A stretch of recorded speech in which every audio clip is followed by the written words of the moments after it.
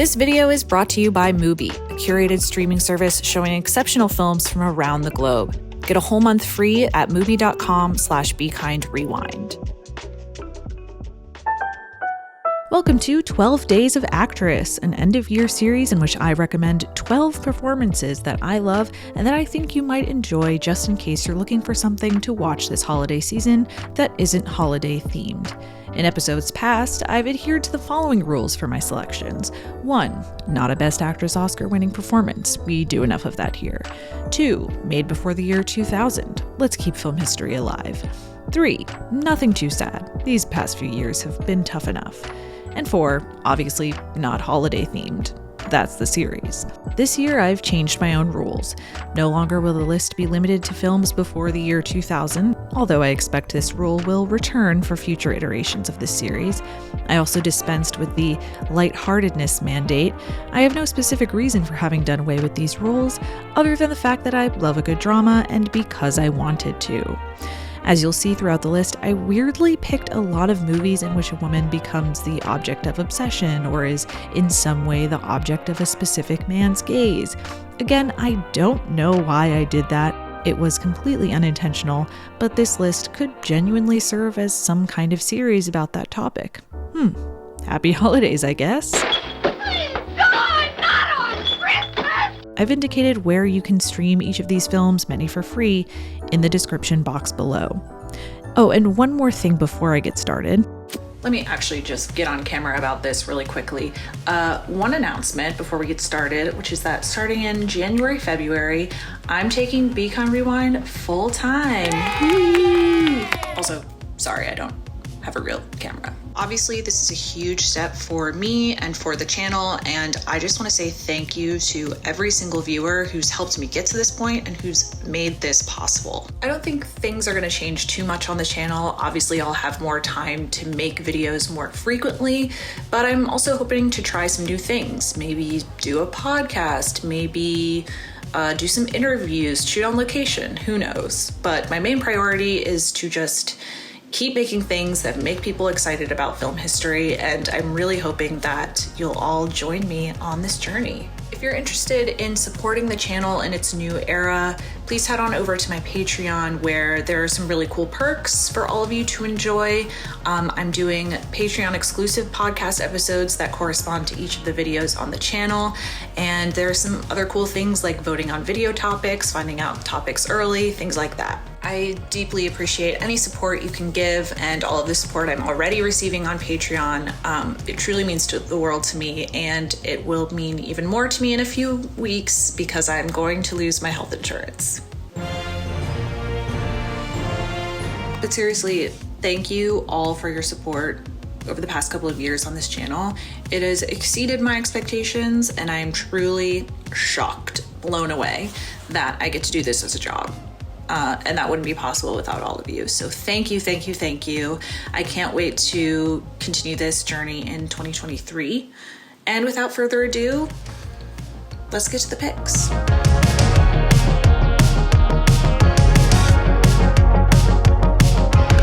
Okay, yeah, so I just said we're modernizing the selections this year, etc., but we're starting with a classic film star anyway. In 1981's The Fan, Lauren Bacall plays Sally Ross, star of the stage and screen. Ross is set to star in her first musical on Broadway, but her journey toward opening night is continually interrupted by a deranged fan who writes her obscene letters and has begun violently attacking her staff one by one. Ross tries her best to stay focused for the premiere, but the stalker has something else in mind. Released just 2 months after John Hinckley tried to impress Jodie Foster by attempting to assassinate President Reagan, the film courted some controversy and promptly bombed at the box office. I'll admit, as far as thrillers go, The Fan isn't a standout in the genre, nor does it reflect in any meaningful way about the psychology or causes of this type of fandom. But I think it's worth it for Bacall, and if we're being honest, Maureen Stapleton, who plays her assistant. It's also worth pointing out that this role subverts a lot of tropes Bacall's peer group had to deal with in similar films. Typically, when a female star of the 1940s starred in a thriller later in life, she was portrayed as somewhat pathetic, a former actress wasting away, reflecting on long-lost glory days. In The Fan, however, Bacall plays a working and respected actress. She isn't depicted as a diva or undeserving of her fame. For me, this is partially why this performance is so successful. She's allowed to show her dramatic chops without crossing the line into parody. And especially during this era, that's well worth your time. Lauren Bacall's acting style aged beautifully. I would argue the best among her peers from the star system. Her performance in The Mirror Has Two Faces, for example, is extraordinarily modern, and you get to see some of that here. Not for nothing, you also get to see the version of Bacall that had been dazzling Broadway audiences for years. By this point, she had won Tony Awards for starring in the musicals Applause and Woman of the Year, and we're so lucky that this film captures how captivating she is in this context, especially with the fictional musical's campy trimmings.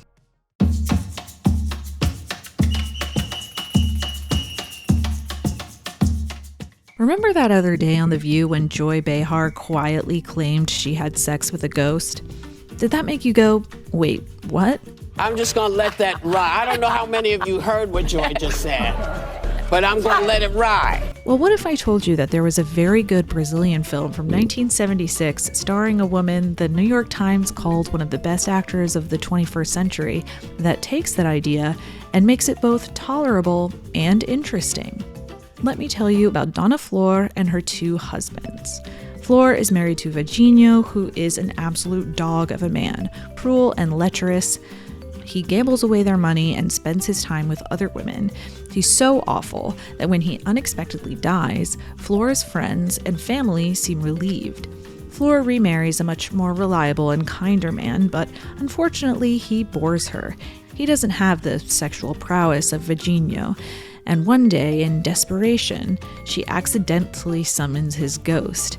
Suddenly, she's in a throuple, asking herself what she really wants and needs out of a relationship. Director Bruno Barreto described working with Sonia Braga in Dona Flor and talked about how she really becomes a character.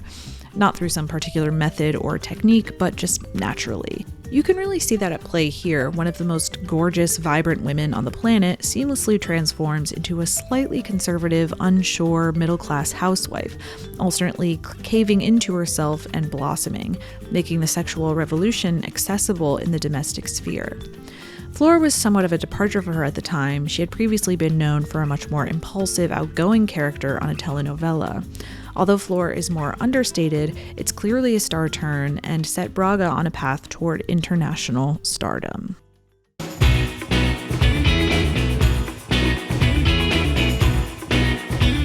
Park Chan-wook really knows how to make a good thriller, huh? In Lady Vengeance, the third in his Vengeance trilogy, Lee Young-ae plays Lee Gum-ja, a woman who spends 13 years in prison for kidnapping and murdering a young boy, crimes she didn't commit. Upon her release, she sets a plan in motion to capture the man she knows was actually responsible and to enact justice upon him. I think in roles like this, it's easy to fall into the tropes of the cold-blooded, revenge-obsessed psycho biddy, but Park's screenplay and Lee's performance never allow this role to be that simple. She has those bad bitch I'll kick your ass moments, but they're always balanced by remarkable sensitivity, by a lurking sense of regret, and the genuine hope that should she complete her mission, a pure and good life could be possible. Is it? Well, I guess you'll have to watch the film to find out. Lee's work here is obviously central to maintaining that balance, convincingly sporting both toughness and vulnerability. It's a very stylized and occasionally very funny film with incredible pacing and needle drops, including Paganini for the violin inclined. It's very easy and entertaining to watch if you're alright with a little violence.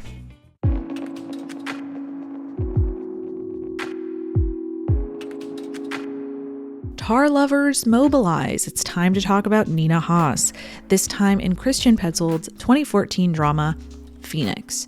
Phoenix tells a story of Nellie Lentz, a Jewish woman who must have extensive facial reconstruction surgeries due to the injuries she sustained in a concentration camp during World War II.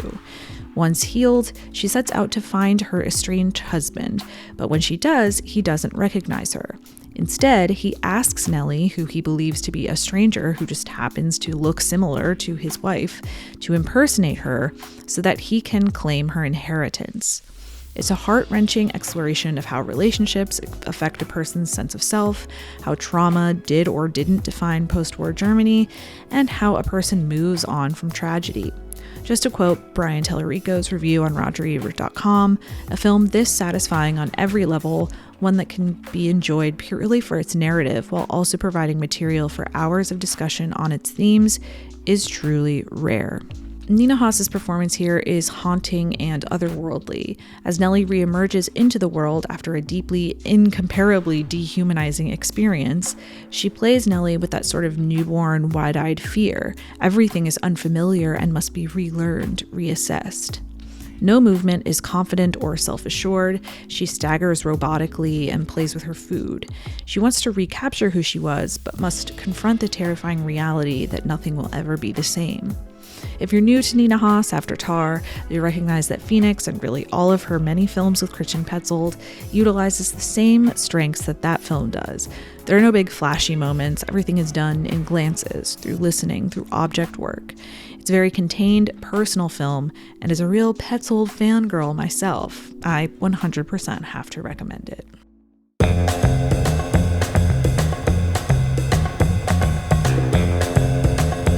From one Vertigo-adjacent film to another, in Peppermint Frappe, a Vertigo homage by Spanish director Carlos Saura, Geraldine Chaplin plays a dual role.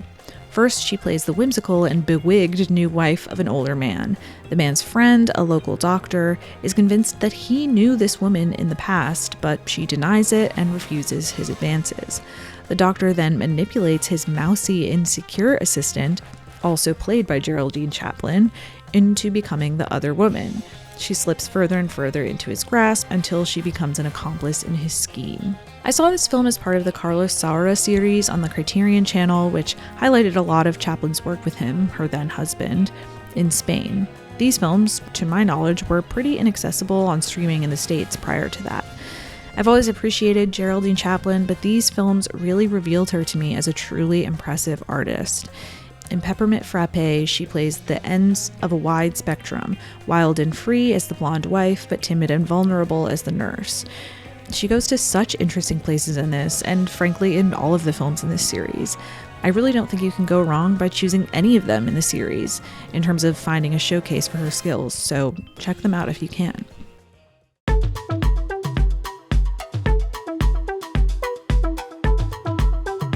Streaming services tend to fall short when it comes to programming stories that center Black women.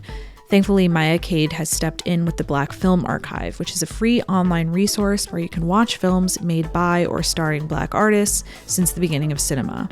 This is where I saw Georgia, Georgia, a 1972 film written by Maya Angelou, and one of the earliest feature films written by a Black woman to receive a theatrical release. Diana Sands plays Georgia, an American singer on tour in Sweden. The Swedish press asks her questions about how race affects her career and the American war in Vietnam, which she attempts to evade. As her mother figure companion urges her privately to embrace her Blackness and become more involved politically, she again becomes frustrated and gravitates toward a white photographer set to take her portrait while abroad. Diana Sands, perhaps best known for her role in A Raisin in the Sun, is a commanding presence here. You have to have star power to play a star, and she absolutely does. The standout moment is this stunning monologue in the middle of this film where she stares into the mirror and essentially recites a Maya Angelou poem, which, honestly, what could be better?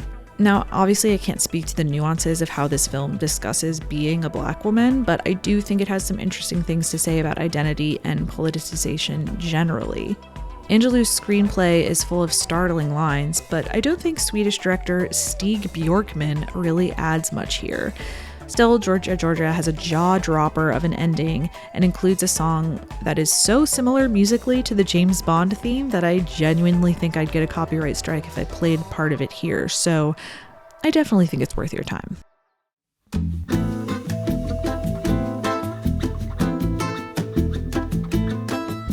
1958's Cairo Station is a fantastic neo-realist thriller about repression and obsession.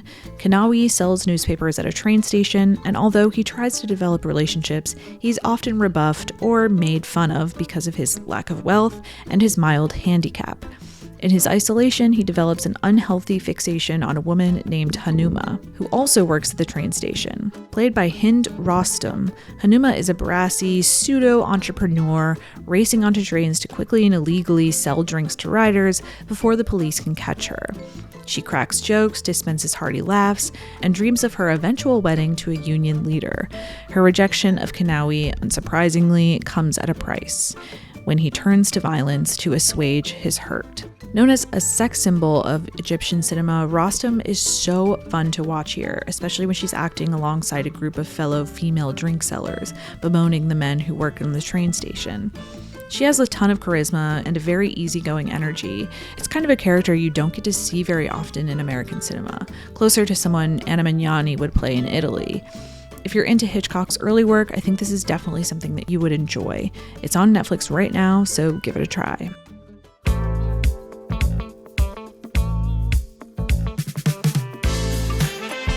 The film industry has been undergoing a bit of a self-analysis recently, at least hopefully. How do you discuss the treatment of women in the film industry in an intelligent way, a way that isn't exploitative or pandering to the zeitgeist? Few films have done it well. The Assistant is one. The 2019 Taiwanese film Nina Wu is another. It depicts the rise of the titular actress Nina Wu to film stardom, her early life scraping by on earnings as a cam girl, to a brutal audition process, to working under a tyrannical director, to finally becoming a household name. But nothing is as linear or as simple as it seems. Nina begins to hallucinate visions that prompt her to question what really happened to her. Her experiences morph and blend together, the past becomes present, and eventually the hard truth is revealed. This is a very disorienting film, more concerned with what it feels like to be taken advantage of in that industry than it is with the ins and outs of backroom dealings and lopsided power structures. Wu Keishi, who co-wrote this film based on her own experiences, is brilliant here, both with the subtle moments of quiet disappointment and in the extreme moments where she is pushed to the brink. This scene with the aforementioned tyrannical director really stole the film for me. The ending of this one is pretty tough, but overall, if you're open to a mind-bending take on an important issue, this is a great place to start.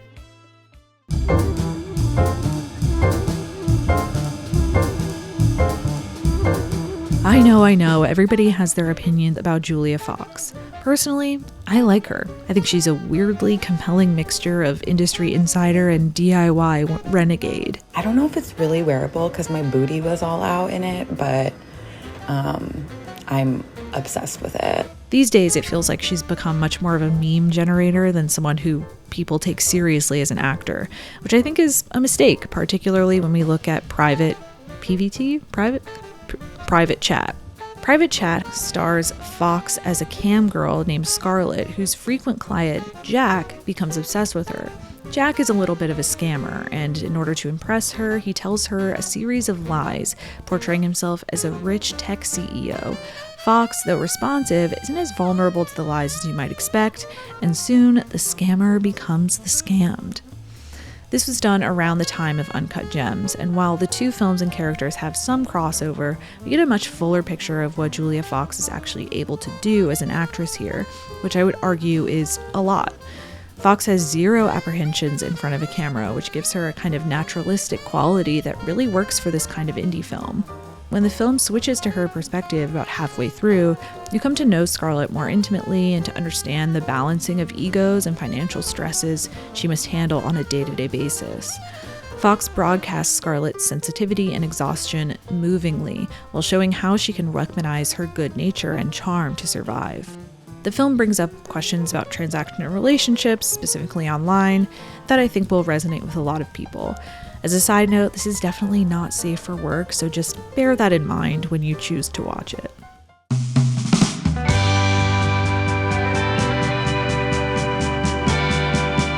Do you like lush Italian landscapes, beautifully dressed people walking around villas, romantic yearning as only director Luca Guadagnino can depict? Well, have I got a film for you. In I Am Love, Tilda Swinton plays Emma Recchi, the matriarch of a prominent textile manufacturing company whose son introduces her to a chef named Eduardo. Eduardo's food awakens senses and memories in Emma, and the two begin an affair that prompts her to reconsider her position in the family. Swinton has by now, I think, a reputation for taking on, let's say, unconventional roles. She doesn't shy away from gender bending, she can be ethereal, adventurous, theatrical. Emma is a relatively more conventional role, though of course she still found a way to go above and beyond. Swinton learned both Italian and Russian for this film. She doesn't speak a word of English. In fact, she has to pretend that she doesn't understand English. Now, I don't know Italian. I have no idea whether she's speaking Italian convincingly to Italians, but she sounded great to me. Anyway, this film is the kind of romantic drama that barely gets made anymore, and it's just such a luscious and personal look at belonging and identity. I can't say enough about how she unfolds Emma throughout this film, presenting her at first as part of a familiar mold, but allowing small moments to slowly shift her direction. Something as simple as a prawn becomes a turning point, a haircut is a revolution. This film, and especially its cinematography, are fantastic. Don't miss it.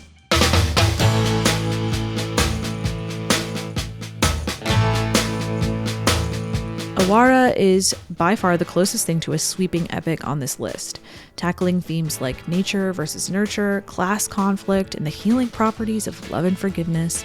The film opens with a trial of a petty thief who had attempted to murder a judge. Rita, played by Nargis, appears to defend him.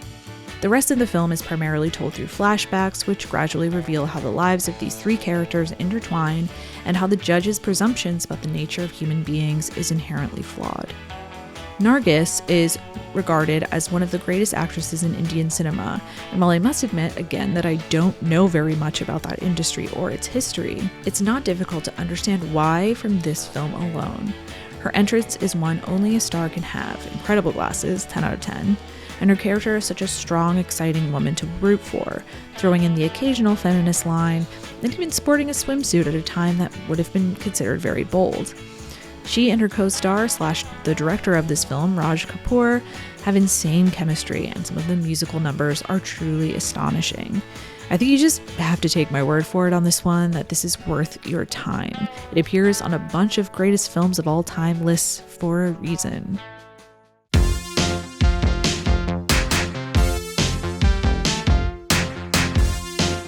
Here's how Google summarizes the 2019 film Greener Grass. Soccer mums Jill and Lisa compete for approval and acceptance in a bizarre suburbia while their kids battle it out on the playing field. If you have already seen this movie, you know that that is the most tame description of this film that could possibly exist. It is on some level about suburban moms competing for approval and acceptance, but it's also the most absurd comedy I have seen in the past 10 years, complete with a child that turns into a dog, a soccer ball baby, and a stalker. I've read it described as somewhere between John Waters, David Lynch, and like the fun 90s Tim Burton. Some of you are going to hate this movie, and I think I should state that up front. The humor is not for everyone. It did have me laughing very loudly by myself in my bedroom though, so I'd be remiss if I didn't recommend it in the hopes that a few of you will appreciate it. Jocelyn DeBoer and Don Luby, who co-wrote, directed, and starred in the surreal comedy of Manners, are both wonderful. But I specifically want to highlight DeBoer as our protagonist Jill. In a film where nothing is meant to be subtle, she brilliantly balances the satirical tone of the work with the repressed and pent-up nature of the stereotypical suburban housewife. This is perhaps best visualized in the title sequence. As the credits roll, she smiles at what? Who really knows? But her lips quiver around her braced teeth as she struggles to maintain the ruse of happiness for the world. She gradually loses her footing throughout the film and eventually lets loose in the third act, fully committing to the wackiness that had been simmering underneath. It's such a unique comic performance, and I definitely think you should check it out. That's it for this year. I hope you enjoyed these picks. Once again, as a reminder, I'll be listing where you can watch all of these films in the description box below. Speaking of, before I sign off, I want to thank MUBI for sponsoring this video. MUBI is a curated streaming service dedicated to elevating great cinema. From iconic directors to emerging auteurs, there's always something new to discover. Each and every film on this platform is hand-selected. It's like your own personal film festival, streaming anytime, anywhere. This is such a great time of year for film, when a lot of people are gathering with friends and family, looking for something to watch and ready to dissect every detail of it afterward. If you have a cinephile in your life who loves doing exactly that, consider giving the gift of cinema this season with a MUBI subscription. Check out MUBI.com/gifts, where you can choose to give 3 months or a whole year of MUBI at a great price. As you might guess from this series, I love sharing performances that I love with all of you. And I want to make sure it's as easy as possible for you to actually watch them if you're inspired to do so. Sometimes access can be difficult. There are hundreds of different streaming services, things shift around all the time, and not everybody subscribes to all of them.